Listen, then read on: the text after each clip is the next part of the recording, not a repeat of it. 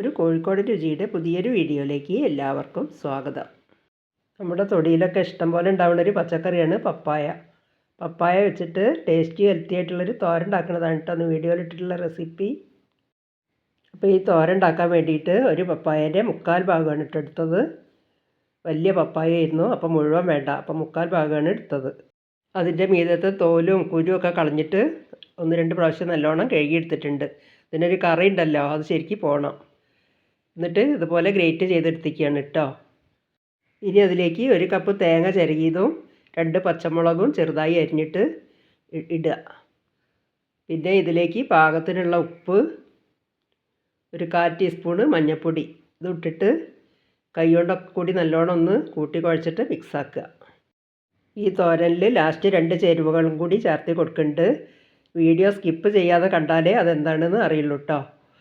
ഇപ്പോൾ ഇത് മുഴുവൻ കൂട്ടി കുഴച്ചെടുത്ത് കഴിഞ്ഞിട്ടുണ്ട്. ഇനി തോരൻ ഉണ്ടാക്കാൻ തുടങ്ങാം.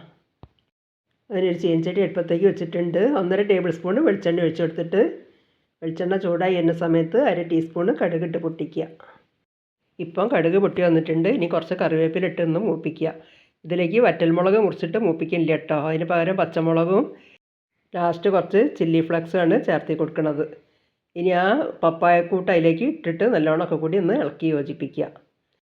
ഞങ്ങളിവിടേക്ക് കർമൂസ എന്നാണ് കേട്ടോ പറയുക. ചിലർക്കിത് എന്താണ് അറിയില്ല, അതുകൊണ്ടാണ് ഞാൻ ഈ പപ്പായ എന്നിങ്ങനെ പറഞ്ഞുകൊണ്ടിരിക്കുന്നത്. പിന്നെ കപ്ലങ്ങ, ഓമയ്ക്ക, അങ്ങനെ പല പേരുകളിലും പല സ്ഥലങ്ങളിലും അറിയപ്പെടുന്നുണ്ട്. ഇനി ഇതൊക്കെ കൂടി നടുവിലേക്ക് ഇങ്ങനെ ഒന്ന് കൂട്ടി യോജിപ്പിച്ചിട്ട് ഒന്ന് അടച്ച് വെച്ചിട്ട് ആവി കയറ്റിയെടുക്കുക. അത് അടച്ച് വെക്കുന്നത് ഞാൻ കാട്ടിയില്ല കേട്ടോ, തുറന്നതും കാണിച്ചില്ല. ഈ സമയത്തൊക്കെ ഗ്യാസ് ഒരു മീഡിയം ഫ്ലെയിമിൽ വെക്കണം. തീരെ വെള്ളമില്ലാത്തതുകൊണ്ട് അടി കരിയാനുള്ള സാധ്യത ഉണ്ട്. എന്നിട്ട് മൂടി വെച്ചതിന് ശേഷം ഇടയ്ക്കിടയ്ക്ക് ഒന്നിങ്ങനെ ഇളക്കി കൊടുക്കണം, എന്നിട്ട് കരിഞ്ഞ് പൂട്ടോ.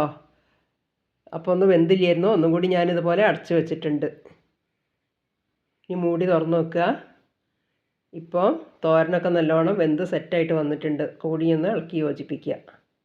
അപ്പോൾ അടച്ച് വെച്ച സമയത്ത് ആ ആവി വെള്ളം അതിലേക്ക് ഉറ്റി വീണുണ്ടാവും. അപ്പോൾ ആ വെള്ളമൊക്കെ ഒന്ന് ഡ്രൈ ആക്കി എടുക്കണം. ഇനി ലാസ്റ്റ് പറഞ്ഞ ചേരുവകൾ 1 ടീസ്പൂണ് ചില്ലി ഫ്ലേക്സ് ഇട്ട് കൊടുക്കുക, 1 സ്പൂണ് കുരുമുളക് പൊടിച്ചതും ഇട്ട് കൊടുക്കുക. ഈ കുരുമുളക് പൊടി ചേർത്തിയപ്പം ഈ തോരന് നല്ലൊരു ടേസ്റ്റാണ് ഇട്ടുണ്ടായിരുന്നത്. പിന്നെ ചില്ലി ഫ്ലേക്സും കാണാൻ തന്നെ നല്ലൊരു ഭംഗിയാണ് കേട്ടോ. ഈ കറുപ്പും ചുവപ്പൊക്കെ ആയിട്ട് പ്ലേറ്റിൽ വിളമ്പുന്ന സമയത്ത്. ഇതിൻ്റെ മുന്നേ ഒരു പപ്പായ തോരൻ്റെ വീഡിയോ ഇട്ടിട്ടുണ്ടായിരുന്നു. അത് വേറൊരു രീതിയിലാണ് ഇട്ടുണ്ടാക്കിയത്, സവാളയൊക്കെ വഴറ്റിയിട്ട്. അതിന് നല്ല റീച്ചും കിട്ടിയിട്ടുണ്ട്. അത് കാണാത്തവരൊക്കെ ഒന്ന് കണ്ട് നോക്കുകൊണ്ടു. ഇത് വേറൊരു വെറൈറ്റി ആയിട്ടാണ് കേട്ടോ ഈ തോരൻ. ഇപ്പോൾ ഇത് നല്ല ഡ്രൈ ആയിട്ട് വന്നിട്ടുണ്ട്. ഇനി ഗ്യാസ് ഓഫാക്കുക. അങ്ങനെ ടേസ്റ്റിയും ഹെൽത്തിയും ആയിട്ടുള്ള അടിപൊളി പപ്പായ തോരനാണ് കേട്ടോ ഇവിടെ റെഡി ആയത്. ഇന്നൊരു പാത്രത്തിലേക്ക് വിളമ്പി മാറ്റുക. പപ്പായൻ്റെ ഗുണങ്ങളെ പറ്റിയിട്ട് എല്ലാവർക്കും അറിയണത് തന്നെയാണ്. സ്കിന്ന് സോഫ്റ്റ് ആവാനും വയറ്റിലെ കൃമികീടങ്ങൾ ഇല്ലാതാക്കാനൊക്കെ ഈ പപ്പായ കഴിക്കുന്നത് നല്ലതാണ്.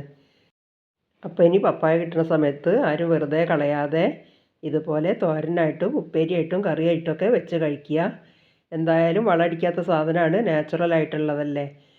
അപ്പോൾ ഇന്നത്തെ വീഡിയോ ഇത്രയേ ഉള്ളൂ. ഇനി ഈ വീഡിയോ ഇഷ്ടപ്പെടുകയാണെങ്കിൽ ലൈക്ക്, ഷെയർ, സബ്സ്ക്രൈബ് ഒന്നും ചെയ്യാൻ മറന്നു പോകരുതേ. കമൻറ്റ് എഴുതി അറിയിക്കണേ.